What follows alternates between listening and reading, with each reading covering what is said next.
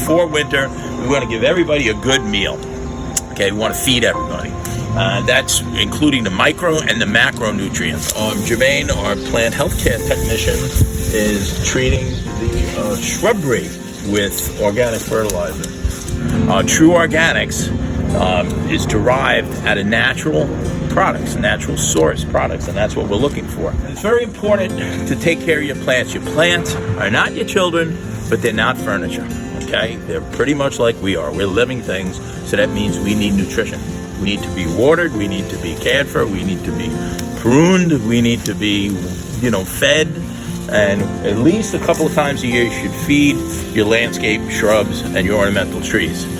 Big trees that we find in the landscape growing in lawns are fertilized by the lawn fertilizer when you're fertilizing the lawn. They don't need a lot of nitrogen.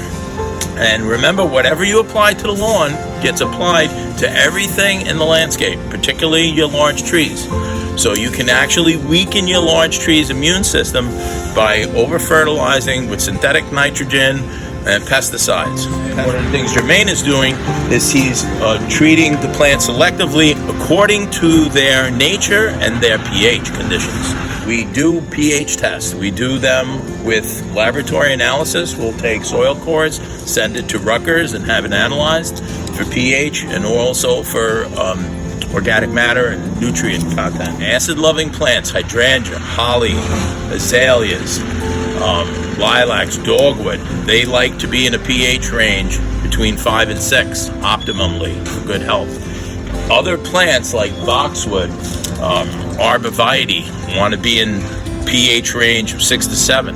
Your lawn wants to be at 6.5 ideally. It will tolerate up till 7. If we balance nature, then we don't have pests and diseases. We strengthen the plant health care. Pesticides, no killing any life on earth. We're growing things. We should all be in the growing business, not in the killing business.